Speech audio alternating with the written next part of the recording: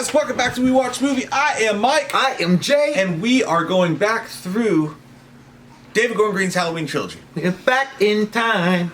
Dun, dun, dun, dun, dun. I went back in. Huey Lewis and the news. You know what's weird about this is that Jay hasn't seen the new Exorcist movie, but I watched it, and I saw so many things in that new Exorcist movie that made me go, yep, I remember when he did that same kind of indecision, I'm going to lay this idea out there, but never do anything with it, that he did multiple times with the Halloween franchise. But it sounds like me planning a date. Or like, I swear to God, I'm going to take you Olive Garden. Something came up. What? I got drunk. You're about to be intimate, and you're in the shower, and you're thinking about all the things you're going to do. And it's like, maybe I could smack it up, flip it, rub it down. Oh, no. And then you just start to change your mind a little bit. And then you're like, the playoffs are on. Yeah, but I also want to go to Wendy's. Yeah, but I will say this, and this is the first time I watched it. So we've probably watched Halloween 2018, like 10 times at least. Yeah. This was the first time I watched it in 4K, like with the actual. I think it's the first time I watched it sober. It's the first time I watched it as a non-virgin. This is the one of the three that I actually think I like better watching it today than I did the first time I saw it. I felt that way. I feel, I feel like, I don't know, because we're not going to, I really don't remember what our original scores were. Me either. But we'll pipe them in at the end of the video. It's a solid-ass movie. It really is. I think it stands the test of time as far as a Halloween movie goes.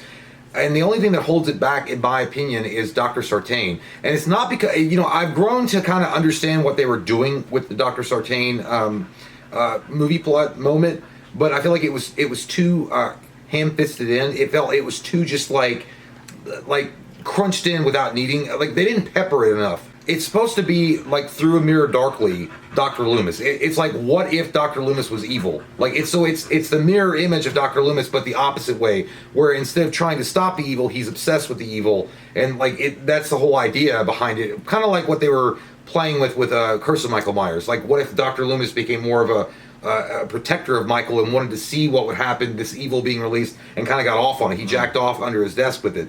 The problem with it, is that it was handled really ham-fistedly. It wasn't handled in a way that made sense, and it was like it just came out of nowhere. It's like, what the? It's like hanging out with a girl, and then you pull your dick out, and then you get a sexual assault charge on you. It's like, I thought you liked me. I hate it when that happens. Oh God, I shouldn't reveal real things. You're absolutely right, though, and I think that's something that cursed. That didn't happen, by the way. I just want people to know. No. It never happened. I didn't check our records. Yeah, www.mikeandjay.com. Fucking guys in the ass.com. No, this is something this was a hint at what they were going to do with the rest of the franchise, the Sartain thing. Like, we're going to start these crazy threads of all these ideas, and like, oh my God, this is really interesting. Where could it go? Who is this Sartain character? What's he going to do? It's going to matter. Like, they're throwing this out there at us so much that eventually you get it in your head that, like, this is going to pay off at some point. And it just never does. Yeah. That's probably the worst part of the movie. And I remember people being so mad about Sartain. The only thing that made me mad about Sartain was that he had the nerve to put on the mask, and he looked all dumb and like fucking bumbly when he put it on. Yeah. And I'm like, oh, Jesus Christ, are we about to ruin everything we have going for us by making this guy the new Michael? Thankfully, they did not do that. And Michael squished his head like a goddamn watermelon, which was an awesome scene. So they did fix that. But there was, like you were saying, there's kind of a point where you're like, why did we even do it? Like, why do we spend all this time on that just to have Michael be like, I'm going to kill you now, and now your story's done? Yeah, I just felt like it was jacked in, like, at the last second. I don't really... Because the way they showcased Dr. Sartain, like, you felt like, okay, he was going to be the new Loomis, and that was fine. I mean, I was having trouble dealing with that breakup and not having the real Dr. Loomis any longer, but I was fine with Dr. Sartain. Imposter Loomis. But then when they were like, when they shoehorned this idea that he's, like, this evil doctor, like fucking Dr. Robotnik from Sonic the Hedgehog that wants to fucking see... I love the way you make them! No, I'm sorry, Mega Man. I know the fucking nerd. Dr. Robotnik, you piece of shit! Robotnik was Sonic. Yeah, Sonic. Was it? Yeah, Sonic. With Jim Carrey, when they gave him the coffee, he was like, thank you, I love the way you make them! So good. So yeah, but I felt like that, like the over-the-top Lex Luthor evil thing came out of nowhere. Yeah. Like, it didn't feel like a natural progression of the character. I'm a doctor, lock your door. Yeah, that's it. Yeah, and he's like, I was sitting still. I just feel like it was a bad move on their part. But overall, the style, the music, The way Michael looked, I mean, the most iconic, and I mean, I still feel like it's the most, like, well, not the most, but one of the most iconic moments in Halloween history is when Michael's putting on the mask for the first time and slamming the car hood or the car trunk. And the way the camera angles back, it's so fucking beautiful. Did they give away a lot of the cool moments in trailers? Absolutely. The teeth coming over the stall, the babysitter kill from the closet. They definitely shouldn't have given that away in the trailers, but overall, the way it flowed, everything, the characters, the dialogue, the script itself, I love this movie. To me, it still holds a 9.0. To me, it's a 9.0. That's right where I'm at with it. And I think I may have given it an 8. I can't remember my score, and we'll pipe that in right here. But like, get me a goddamn Klondike. And a snorkel. I give it an 8.5. I give it an 8.5, man. 8.0 is solid for me. 8.5 for Mike. To me, this is a 9 out of 10 for me as well. Because when you watch the movie, we're so lucky to have this. It's like, so regardless of what came in the future, we were so lucky to have this movie where I think Halloween fans, after dealing with Resurrection, after dealing with Rob Zombie, granted, we both love the Rob Zombie remake, even though we hate the first 20 minutes. Yeah, the first 20 minutes and how they try to do that. This was one of the first times we saw somebody make a badass mask for Michael Myers. And shout out Chris Nelson and all of them. Yes. They made this mask that was beautiful and it made total sense, and they cared about that stuff, and it felt like the production company, like they all cared about like the legacy of Michael Myers. They took it seriously. This wasn't like, hey, it's a Halloween sequel, we're gonna do whatever. So that was beautiful in the way that they did that, and also John Carpenter scoring it. And this will be a theme through these 3 movies. Even when shit gets bad, when John Carpenter's score comes on, it fixes. It's like Aaron Rodgers on a shitty Packers team. It plots so many fucking holes. When that score of John Carpenter comes on in a major scene, it's just, you feel like you're back in it. But like, I was going to say Tom Brady throwing the touchdown. Sure, fine, whatever. Yeah, so. I'm not even a Tom Brady fan. But I'll say, watching this on 4K for the first time and not having all those expectations holding you back. Like when we've done the updates and you're leading up to Halloween 2018 and you have all these hopes and dreams and farts inside of your heart, you have all these ideas in your head. Watching this clean and new and like from a different perspective, I loved it, I think, even more. By how, dude, the cinematography, even when they're at Smith's Grove, and even when you got some dumb shit where the guy's like, Figaro! You know, like, but like, even the cinematography of those scenes and like all of it, I'd say the only thing that maybe doesn't age well is maybe Laurie in the weirdest way. Well, that's because I think that later on, as the series continued, to kills, to ends, and again, I know this is controversial and people are like, what the fuck? Burn that bitch! Take her out, please. Laurie Strode, to me, is so unnecessary. In the movie. I feel like you had a perfect replacement for her in Allison. I feel like telling her story and expanding on her story and pushing Laurie to the back where she did die, I think that you should have killed her in Halloween 2018. That's my opinion. I think she should have fucking died and let Allison take the spotlight and then move on from there, and even Karen in that regard. But I feel like she's too much of a staple in a lot of people's minds in the Halloween movies that they couldn't do it. They didn't want to take the risk of getting the backlash from fans that she wasn't. I think they used her to get people in the seats. Well, they did, but then they made her, the main character in a lot of ways. And I feel like her time has come and gone. Like I feel like the last time that Laurie Strode was relevant and good was H2O, and I feel like, okay, it's done. It was 20 years later. Now we can move on. Allison, Andy Matejacek is a great actress. We could give her the role and let her move on with it. How many drinks deep? And you fucking nailed that name. I said it a lot before I got over here. That was fucking good. But I said it a lot over here because I look at myself and say, Andy, are you thinking about me? No, I don't. She's the best. So stupid. I don't think that. Yeah, I do. But no, at the end of the day, I just feel like you could have let go of the Laurie Strode storyline early on, and I would have been. I feel like then you had more freedom to do some cool shit. Later on in Kills, and that actually would have gotten rid of maybe the Tommy Doyle bullshit that happened that really derailed Kills in a lot of ways. It haunts the entire franchise. And I'll say this, like, dude, when you're watching this movie, it's so cinematic. Like, dude, every single shot, from the opening at Smith's Grove to the car shots where the cop lights are blaring on them and all that stuff's going on. The whole movie is so cinematic. It's taken so seriously. it feels like a very concentrated effort to make a great Halloween movie. And Michael is perfect. He's beautiful. Dude, there's certain shots in this movie that, like, I didn't realize the first time I watched it. When Laurie's in the car and she's watching him... By the way, stop moving Michael Myers on Halloween night. Please, can you stop? That makes no fucking sense. But when they're putting Michael Myers in the bus... And she's in the car doing, like, you know, little one-shooters, you know? Like we used to do outside karaoke. Look like my mom dropping me off at school. Yeah, she do little one-shooters outside because it's cheaper that way. And she's screaming in the car. There's that shot where it pans to Michael's silhouette walking, and it's like, this is so fucking good. That scene, when I saw that in theater, like, that really stuck with me because it was like her mind was reliving that one moment. Yeah. And that, it was it was really an artistic, amazing shot and sequence. And, yeah, dude, it wasn't just that scene. I mean, there was another one, too, with Michael. I feel like that scene was really... You know what it reminded me of? It also reminded me of the Mothman prophecies.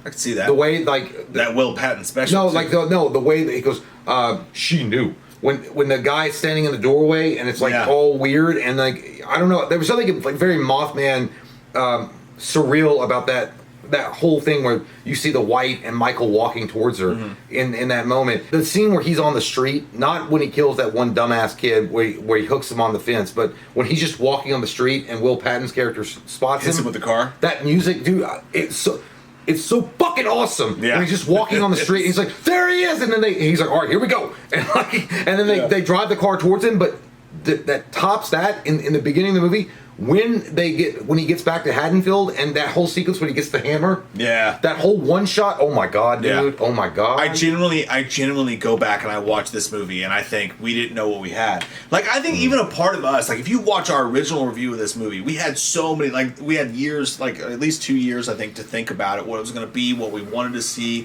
what was going to happen. And I think even then, like, when you build yourself up to it so much, you think of one thing, but rewatching it again, and we probably watched it 20 goddamn times, but, like, for some reason this time watching it, maybe after the disappointment of some of the stuff that came in the future, it was just like, this is a great fucking Halloween movie. Will Patton's sheriff, great.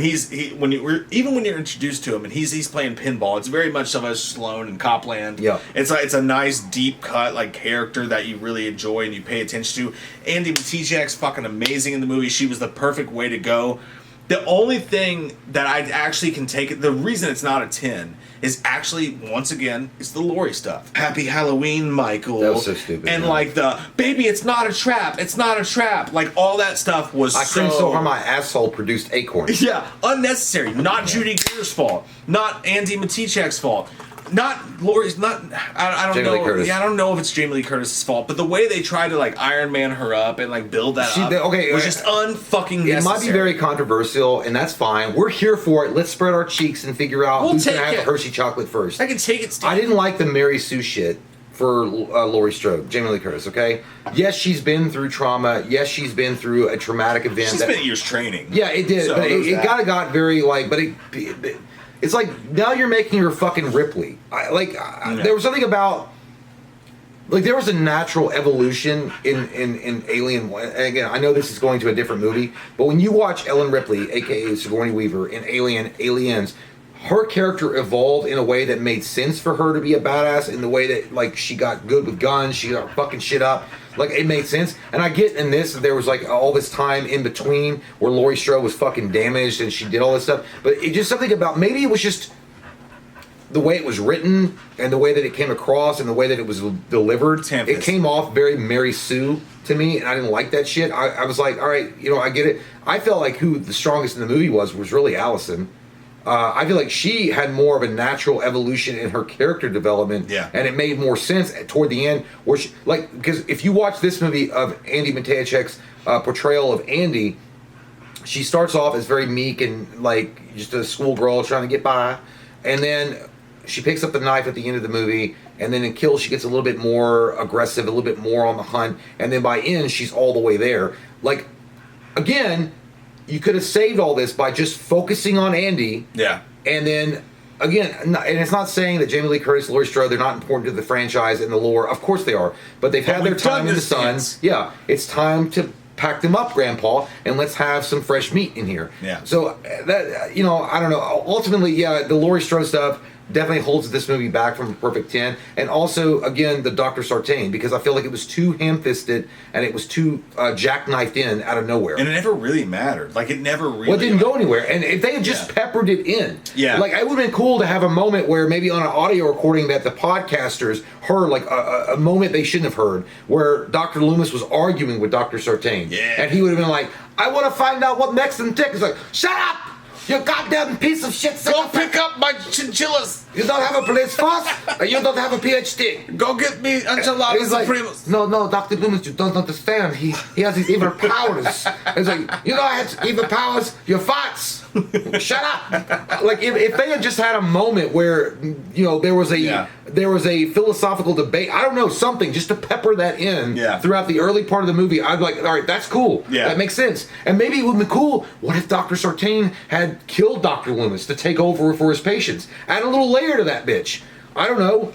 Spice it up a little bit. But, you know, either way, it's a 9.0, but because of those two main reasons is why it's not a 10. Yeah, and like, all that being said, again, and like, you know, if you have a fucking go watch this in 4K. It does kind of have that 3D sort of like soap opera kind of feel to it, where like players, but like still, this is a cinematic fucking movie. It's not only cinematic, but it feels like, I'm not saying it feels like a Scorsese movie, but what I'm saying is it feels like it's set up to be that way. Like, they're taking it so seriously, and all these shots. No, I get what you're saying. It feels more like a Goodfellas attempt of the first time for a Halloween movie than we've ever seen. Yeah, it's where indie meets Hollywood in a lot of ways in these shots, and it's beautiful. And we're so lucky, and I think we forget that, but we're so lucky to have.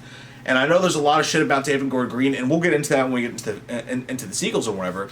But this movie specifically, I think, is definitely David Gordon Green's best horror film. Yeah. And I think that he added that weight of like a serious, like, thoughtful fucking movie that was taking itself super seriously. And if you go back to the days of Halloween 5, 6, 7, and 8, we are so lucky to live in a time where someone decided to take Michael Myers, bring him back, take it fucking seriously, and try to make a cinematic movie with it. And you could feel that in this movie. The kills, and you know, we mentioned it before, but Christopher Nelson, not only with the mask, but the way they did the kills. Mm-hmm. And I also remember people complaining, like, oh, the kid joking about the dance, Danny McBride ruined the movie. It doesn't hurt the movie at fucking all. It's a little joke. I don't remember it. I remember the kid on the way there, and he's like, Dad, I don't want to go hunting, I like dance. Or whatever. That kid, yeah. And people are crying because they ruined the movie. And I feel like that's one of those things that doesn't hold up. It's a little joke. I don't care about that. It's a tiny joke in a movie that was taken seriously. The effects are great. The kills are great. Yes, they ruined some stuff in the trailer for sure, but Genny Gardner's character was amazing. Julian was amazing. The boyfriend was amazing. You had characters in this that did die in the movie, yes, but you cared about them. You actually didn't want them to die. Go back to some like Halloween 5 and shit like that, where you're like, please kill that guy so I don't have to hear him talk anymore. In this, even the characters who were killed off had personalities. They had, you know, character arcs and stuff like that. I think this movie's fucking amazing. I think it's one of the best Halloween movies out there. I'm so fucking happy to give it a 9 out of 10. Yep. And the ending is the only thing. I think focusing on Laurie Strode too much, and then ultimately it comes out in the ending. When she's at the house and we have this really long scene where she's walking around with a shotgun and you got the mannequins and Michael pops out and we do the Happy Halloween and then we do the fan cam shot of him her disappearing and him being like, what the hell? Like, they never decided, does Michael give a fuck about Laurie or not? Throughout the entire trilogy, they never made a fucking choice. And this was the start of that. So, but the way that they, you know, even though it was corny with the, it's not a trap, baby, you know, all that, the way that they set the house on fire and she'd planned this all along, the way the movie ended, I fucking love this movie so much. We're lucky to have it. We really are. It's a 9 out of 10 it's a great redemption story from Resurrection. That's for sure. It's a great entry to Halloween, and I do agree. I think that in this one movie, you can see a fan's love in David Gordon Green's attempt to make a great movie for fans. And I feel like that does get diluted down as the sequels go. Yeah. It gets very much more corporate. We need to sell shit. We need to get like more jump scares. We need to try something weird. We need to do, you know, and that, you know, and I don't know how much that is David Gordon Green in the later sequels or if that's studio interference. Right. I could say it's a combination, especially in Ends. In my opinion, Ends is like whole fucking smorgasbord of who the fuck is running shit. But I at the end of the day, what do you want? 2018, man, what a strong ass opening to a resurrection of a franchise that a lot of people thought dead. Like after Halloween Resurrection, it was like, okay, well, Rob Zombie's H2. H2, I mean, yeah, you know, they're like, well, you know, the best thing we can do with Michael Myers is have him face off against Jason. Right.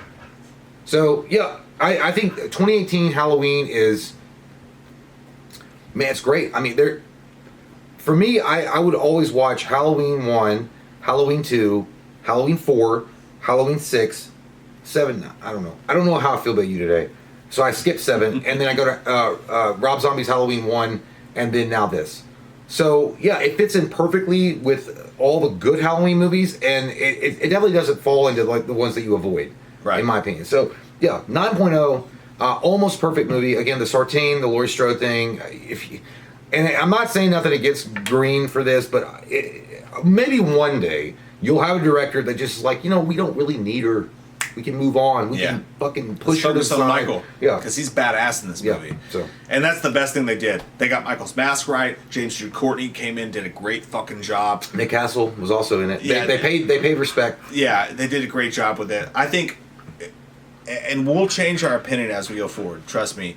But going back and watching 2018 was a fucking treat. Without any expectation, just watching it as a movie on its own, I appreciated it more than I ever have. So, 9 out of 10 from both of us. Yes, sir. We'll see. I don't know what we said the first time, but hey, we love your fucking faces. Stay tuned, subscribe, click all that shit, touch your butt, tell your mom you love her, whatever you gotta do. We'll be back with Halloween Kills, and it's gonna be a different... It's gonna be crazy! It's gonna be a different vibe. It's gonna be crazy. Touch my nuts. Call me Dan. Somebody cue the John Carpenter music.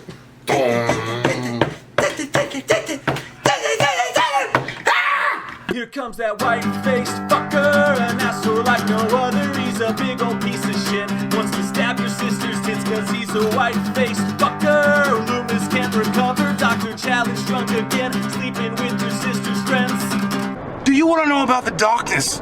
I said, God damn. God damn you, faggot! Halloween never ends, suck my fucking dick, and I don't really care what Blumhouse fucking says. Put him in a box, or suck a fucking cock. You can say he's dead, but we all know he's not, yeah. So let's go trick-or-treating, let's go fucking drinking, let's all go rent Pumpkinhead on VHS.